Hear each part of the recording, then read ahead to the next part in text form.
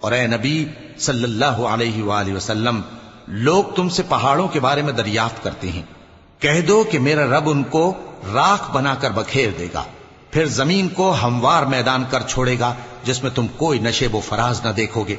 اس روز لوگ پکارنے والے کے پیچھے چلیں گے اور اس کی پیروی سے انحراف نہ کر سکیں گے، اور رحمان کے سامنے آوازیں پست ہو جائیں گی، تو تم ایک ہلکی آواز کے سوا کوئی آواز نہ سنو گے۔ اس روز کسی کی سفارش کچھ فائدہ نہ دے گی مگر اس شخص کی جسے رحمان اجازت دے اور اس کی بات کو پسند فرمائے۔ جو کچھ ان کے آگے ہے اور جو کچھ ان کے پیچھے ہے وہ اس کو جانتا ہے، اور وہ اپنے علم سے اللہ کے علم کا احاطہ نہیں کر سکتی۔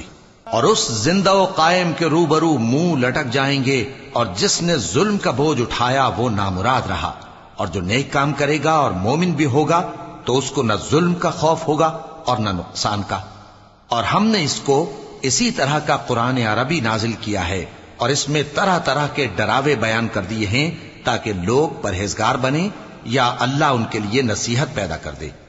تو اللہ جو سچا بادشاہ ہے، عالی قدر ہے، اور قرآن کی وحی جو تمہاری طرف بھیجی جاتی ہے اس کے پورا ہونے سے پہلے قرآن کے پڑھنے میں جلدی نہ کیا کرو، اور دعا کرو کہ میرے پروردگار مجھے اور زیادہ علم دے۔ اور ہم نے پہلے آدم سے عہد لیا تھا مگر وہ اسے بھول گئے، اور ہم نے ان میں ارادے کی پختگی نہ پائی۔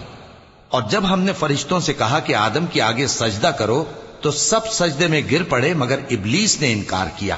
اس پر ہم نے فرمایا کہ آدم، یہ تمہارا اور تمہاری بیوی کا دشمن ہے، تو یہ کہیں تم دونوں کو بہشت سے نہ نکلوا دے، پھر تم تکلیف میں پڑ جاؤ۔ یہاں تم کو یہ آسائش ہے کہ نہ بھوکے رہو نہ ننگے، اور یہ کہ نہ پیاسے رہو اور نہ دھوپ کھاؤ۔ پھر شیطان نے ان کے دل میں وسوسہ ڈالا اور کہا کہ آدم، بھلا میں تم کو ایسا درخت بتاؤں جو ہمیشہ کی زندگی کا باعث ہو اور ایسی بادشاہت کہ کبھی زائل نہ ہو؟ سو دونوں نے اس درخت کا پھل کھا لیا تو ان پر ان کی شرمگاہیں ظاہر ہو گئیں، اور وہ اپنے اوپر بہشت کے پتے چپکانے لگے۔ اور آدم نے اپنے پروردگار کے حکم کے خلاف کیا تو وہ اپنے مقصد سے بے راہ ہو گئے۔ پھر ان کے پروردگار نے ان کو نوازا تو ان پر مہربانی سے توجہ فرمائی اور سیدھی راہ بتائی۔ فرمایا کہ تم دونوں یہاں سے نیچے اتر جاؤ، تم میں بعض کے دشمن ہوں گے، پھر اگر میری طرف سے تمہارے پاس ہدایت آئے تو جو شخص میری ہدایت کی پیروی کرے گا وہ نہ گمراہ ہوگا اور نہ تکلیف میں پڑے گا، اور جو میری نصیحت سے منہ پھیرے گا اس کی زندگی تنگ ہو جائے گی، اور قیامت کو ہم اسے اندھا کر کے اٹھائیں گے۔ وہ کہے گا کہ میرے پروردگار، تو نے مجھے اندھا کر کے کیوں اٹھایا؟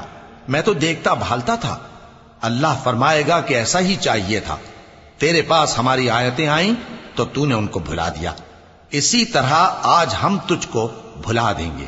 اور جو شخص حد سے نکل جائے اور اپنے پروردگار کی آیتوں پر ایمان نہ لائے، ہم اس کو ایسا ہی بدلہ دیتے ہیں، اور آخرت کا عذاب بہت سخت اور ہمیشہ باقی رہنے والا ہے۔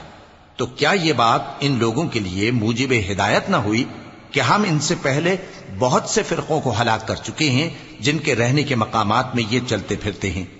عقل والوں کے لیے اس میں بہت سی نشانیاں ہیں۔ اور اگر ایک بات تمہارے پروردگار کی طرف سے پہلے صادر اور جزائے اعمال کے لیے ایک میعاد مقرر نہ ہو چکی ہوتی تو نزول عذاب لازم ہو جاتا۔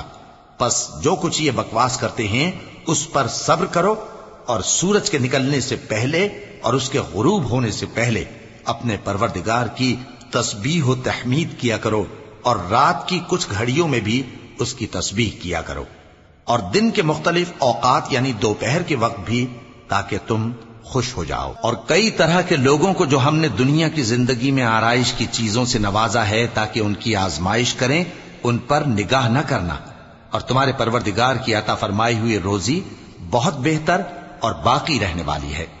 اور اپنے گھر والوں کو نماز کا حکم کرو اور اس پر قائم رہو۔ ہم تم سے روزی کے خواستگار نہیں بلکہ تمہیں ہم روزی دیتے ہیں، اور نیک انجام اہل تقوی کا ہے۔ اور کہتے ہیں کہ یہ پیغمبر اپنے پروردگار کی طرف سے ہمارے پاس کوئی نشانی کیوں نہیں لائے؟ کیا ان کے پاس پہلی کتابوں کی نشانی نہیں آئی؟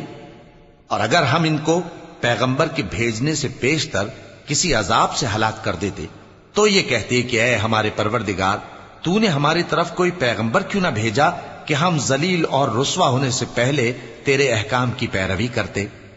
کہہ دو کہ سب نتائج اعمال کے منتظر ہیں، سو تم بھی منتظر رہو، ان قریب تم کو معلوم ہو جائے گا کہ دین کے سیدھے رستے پر چلنے والے کون ہیں اور جنت کی طرف راہ پانے والے کون ہیں، ہم یا تم۔